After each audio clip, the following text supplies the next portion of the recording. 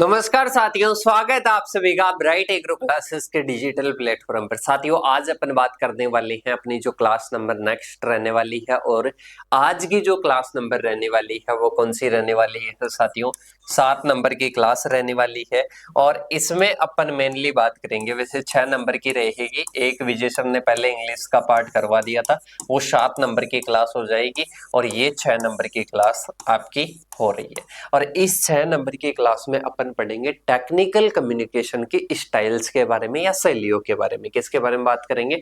Styles of technical communication. किसके बारे में बात करेंगे साथियों? मेनली अपन बात करेंगे styles of technical communication. Mainly अगर मैं बात करूं कि जैसे भी कम्युनिकेशन है तो कम्युनिकेशन को रिप्रेजेंट करने का जो एक प्रोसेस होता है that is style of communication. जैसे बात करें, technical communication involves conveying complex information in clear, precise and structured manner. Below are the styles commonly used. कहने का मतलब यह है कि जो कम्युनिकेशन स्किल्स है, ये कम्युनिकेशन स्किल्स एक कॉम्प्लेक्स या कोई भी जटिल, कोई भी ऐसे मान लो कि कोई भी जटिल इंफॉर्मेशन है या कोई भी जटिल विचार है। क्योंकि अपन क्या करते हैं, विचारों को एक व्यक्ति से या एक पक्ष से अनोदर पक्ष को भेजते हैं, अनोदर व्यक्ति को भेजते हैं। उसको अपन क्या बोलते हैं? उस आदान प्रदान को, उस एक्सचेंज को क्या बोलते हैं? अपन उसको अपन कम्युनिकेशन बोलते हैं। और इस कम्युनिकेशन में बोल रहा है कि कॉम्प्लेक्स जो इंफॉर्मेशन है उसको क्लियर रूप में या प्रिसाइज मतलब संक्षिप्त रूप में और इसके साथ में स्ट्रक्चर्ड मैनर में भेजने का या इन्वॉल्व करने का जो कार्य करता है उसी को अपन स्टाइल के नाम से जानते हैं या टेक्निकल कम्युनिकेशन स्टाइल के नाम से जानते हैं। इसके साथ में ही जो भी साथी जुड़ रखे हैं वो एक बार कमेंट कर दीजिए, आपके पास में क्लियर तरीके से वॉइस आ रही है या नहीं आ रही है। अब देखिएगा, सबसे पहले अपन बात कर लिए किसके बारे में? टेक्निकल कम्युनिकेशन स्टाइल्स के बारे में। कि टेक्निकल कम्युनिकेशन इन्वॉल्व मतलब इसमें शामिल होता है कन्वेइंग कॉम्प्लेक्स इंफॉर्मेशन होती है जो कि किस रूप में होती है? क्लियर, प्रिसाइज और इसके साथ में स्ट्रक्चर्ड मैनर में। सही है। और विभिन्न प्रकार की क्या दे रखी है? स्टाइल्स ऑफ जो कम्युनिकेशन है वो मेनली दे रखी है, जो कि अपन कॉमनली क्या करते हैं? यूज लेते हैं। सबसे पहली आती है फॉर्मल स्टाइल। क्या आती है? फॉर्मल स्टाइल, जो कि अपन ने एक क्लास में पढ़ा था। कौन सी क्लास थी वो? अपनी टाइप्स ऑफ कम्युनिकेशन थे, उसमें अपन ने फॉर्मल कम्युनिकेशन भी पढ़ा था। और यहां पर है स्टाइल ऑफ कम्युनिकेशन में है सबसे पहले फॉर्मल स्टाइल। फॉर्मल स्टाइल में होता है मतलब ये ऑफिशियल डॉक्यूमेंट्स के रूप में। इसमें क्या होता है? मेनली क्या होता है, जैसे अपने पास में कोई इंफॉर्मेशन है, लाइक इज मैं आपके आप हो एक पक्ष में हूं। अब अपने बीच में जो इंफॉर्मेशन होती है, जो सूचनाओं का आदान प्रदान होता है वो ऑफिशियली रूप से होता है। सही है। या ऐसे समझ लो कि आप एग्रीकल्चर सुपरवाइजर के लिए जो फार्म फंड है उसके लिए अप्लाई करने जाते हो, तो उसके लिए आप अप्लाई करने जाओगे तो अप्लाई करने की जो प्रोसेस रहेगी वो फॉर्मल रहेगी, मतलब ऑफिशियली रूप से आप करोगे, या तो डॉक्यूमेंट्स के माध्यम से या कोई भी अपने पेपर्स वगैरह है उनके माध्यम से अपन जाकर क्या करते हैं? अप्लाई करते हैं। दैट इज अपने फॉर्मल स्टाइल होती है। Used in official document, research paper, professional reports. It's avoid personal opinion, मतलब इसमें पर्सनल ओपिनियन नहीं होते हैं। जैसे अपन अपने फ्रेंड्स के साथ में, अपने रिलेशन वालों के साथ में अपन जो गप्पे लगाते हैं, अपन जो अपने विचार व्यक्त करते हैं वो नहीं होते हैं। इसमें जो पूरी प्रोसेस होती है वो डॉक्यूमेंट्स के जरिए या ऑफिशियली रूप से होती है। इसको अपन फॉर्मल स्टाइल बोलते हैं। फोकस ऑन फैक्चुअल इंफॉर्मेशन, मतलब फैक्ट होने चाहिए और फैक्ट वाली इंफॉर्मेशन पर ही इसमें क्या किया जाता है? फोकस किया जाता है। और इसको अपन जानते हैं फॉर्मल स्टाइल के रूप में। किस रूप में जानते हैं? फॉर्मल स्टाइल के रूप में जानते हैं। तो मेरे हिसाब से आपको समझ में आ गया कि पहली चीज क्या आ जाएगी, फॉर्मल स्टाइल, और दूसरी अब इसकी विशेषताओं की बात करें कि फॉर्मल स्टाइल में क्या होता है, जब भी अपन अपने अधिकारियों से बात करते हैं किसी के भी रिगार्डिंग, किसी भी काम के रिगार्डिंग हो चाहे वो, अब जब भी अपन बात करेंगे तो वहां पर अपन डिटेल से, ऐसे तो नहीं है कि 1 घंटे तक गप्पे लड़ा रहे हैं, अपने अधिकारी से बात कर रहे हैं फॉर्म पोर्ट के रिगार्डिंग या किसी के भी रिगार्डिंग, नहीं होती। 10-5 मिनट की जो भी होती है ऑफिशियली रूप से होती है, टाइम निर्धारित होता है, that is precise and objective tone, मतलब जो आपका उद्देश्य है, जो ऑब्जेक्टिव है, उसी की टोन में बात होगी, और इसके साथ में प्रिसाइज मतलब संक्षिप्त रूप में बात होगी। नेक्स्ट आता है अवॉइड स्लैंग और कैजुअल लैंग्वेज, मतलब इसमें जो अपने होती है जैसे इनफॉर्मल जो लैंग्वेज होती है वो अवॉइड करते हैं, वो नहीं होती है। इनफॉर्मल का मतलब होता है लाइक इज अपन अपने फ्रेंड से बात कर रहे हैं तो वहां पर टाइम निर्धारित होता है, या फिर कोई कानून रूल वगैरह होते हैं कि इसी के तहत आपको इतने टाइम में ऐसे ही बात करनी है, कोई निर्धारित नहीं होता है। तो इसमें जो फॉर्मल स्टाइल है इसमें कहीं ना कहीं जो अपना कैजुअल जो लैंग्वेज है या अनौपचारिक जो भाषा है वो कहीं ना कहीं क्या रहती है, अवॉइड रहती है। इसके साथ में ही अपन बात करें, एग्जाम्पल की बात करें, रिसर्च पेपर आ जाएगा, यूजर मैनुअल्स आ जाएंगे, प्रपोजल आ जाएगा, सही है। ये क्या होते हैं साथियों, ये फॉर्मल स्टाइल में होते हैं या औपचारिक शैली में होते हैं। नेक्स्ट अपने आती है इनफॉर्मल स्टाइल, कौन सी आती है, इनफॉर्मल स्टाइल आती है। और इनफॉर्मल स्टाइल में सबसे पहले used in blogs, casual presentation और internal communication where conversational tone is acceptable, मतलब इसमें क्या होती है, जो बातचीत वाली अपनी टोन होती है, बातचीत का मतलब है जैसे अपने साथी के साथ में बातचीत करते हैं, घर वालों के साथ में बातचीत करते हैं, परिवार वालों के साथ में बातचीत करते हैं, तो इसका मतलब है कि कन्वर्सेशनल टोन के रूप में अपन क्या होती है, ये एक्सेप्टेबल होती है।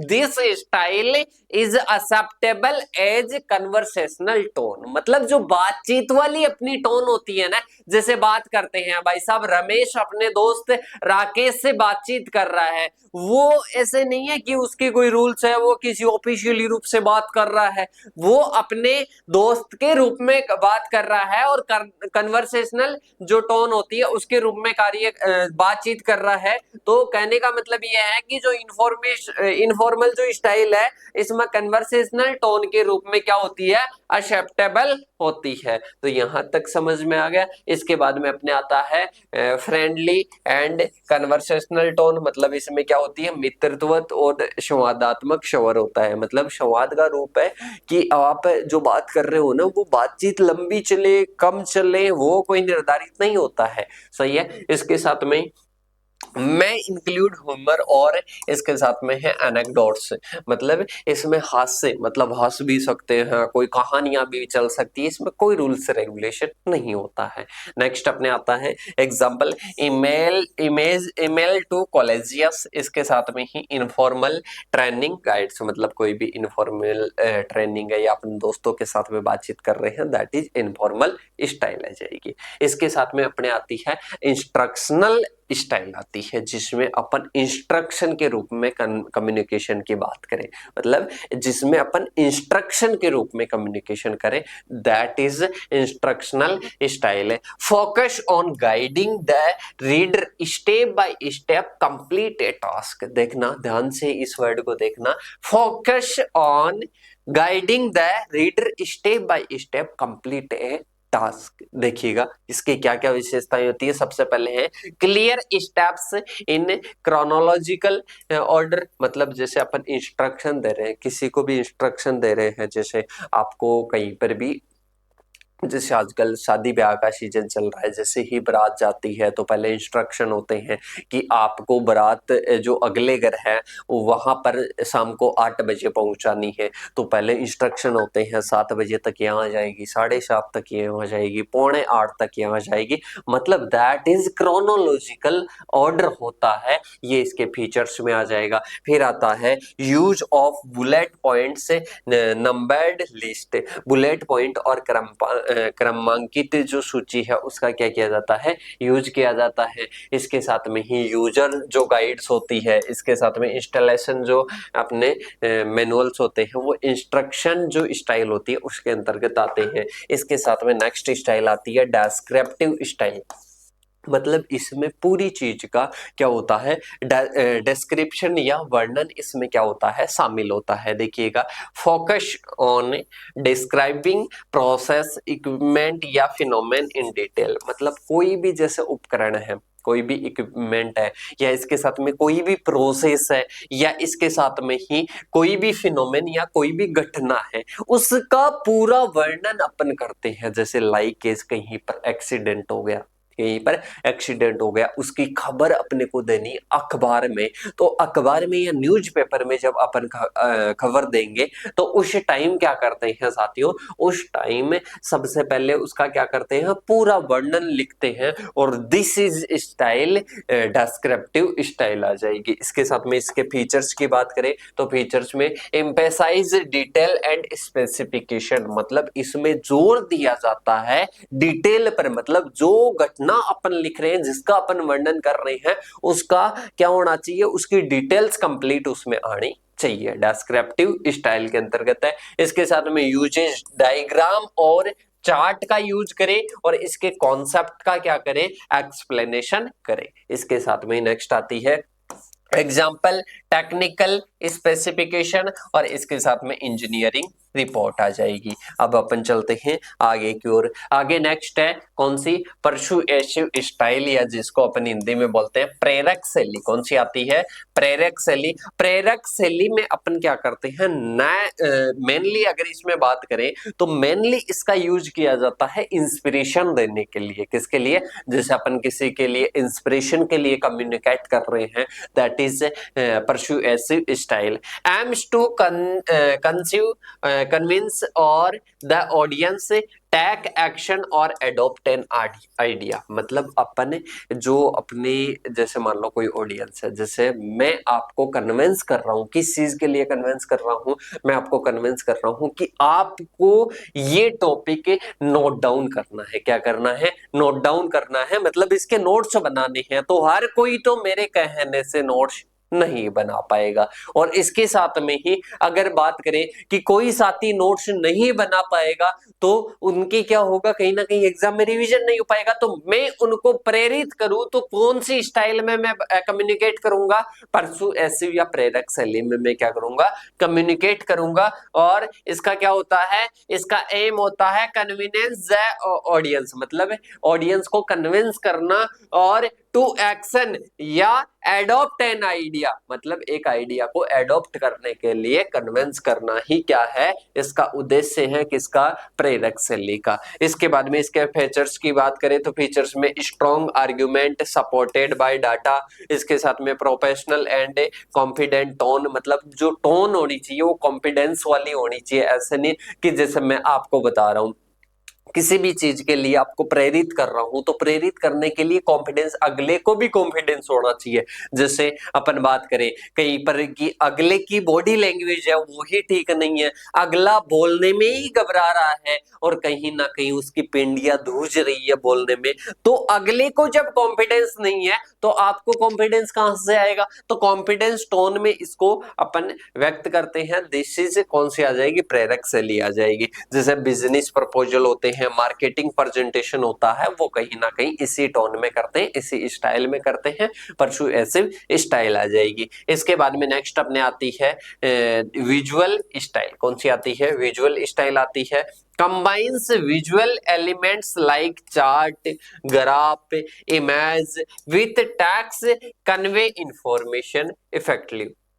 मतलब कोई भी इंफॉर्मेशन है, उस इंफॉर्मेशन को प्रभावी बनाने के लिए, उस इंफॉर्मेशन को प्रभावी बनाने के लिए अपन उसमें क्या करते हैं साथियों, अपन उसमें कहीं ना कहीं यूज में लेते हैं। क्या क्या चीजें यूज में लेते हैं, चार्ट यूज में लेते हैं, ग्राफ यूज में लेते हैं, इमेज यूज में लेते हैं, टेक्स्ट के साथ में यूज में लेते हैं। तो इसको बोलते हैं विजुअल स्टाइल। मतलब अपन किसी व्यक्ति को दिखाकर, चार्ट पर दिखाकर ही उसको क्या कर देते हैं, सारी इंफॉर्मेशन कम्युनिकेट कर लेते हैं, दैट इज अपने कौन सी आती है, विजुअल स्टाइल आती है। इसके फीचर्स की बात करें तो पहला आ जाएगा फोकस ऑन क्लैरिटी और विजुअल अपील, इसके साथ में reduce reliance on lengthy text, मतलब इसमें जो लंबा टेक्स्ट होता है उससे कहीं ना कहीं बचा जाता है। और इसके साथ में इसको क्या एग्जांपल क्या आ जाएंगे, इन्फोग्राफिक्स आ जाएगा और प्रेजेंटेशन इसी रूप में मेनली होता है। तो आपने देखा होगा विजुअल स्टाइल, और सारे के एग्जांपल कहीं ना कहीं आपने देखे होंगे सारे स्टाइल के,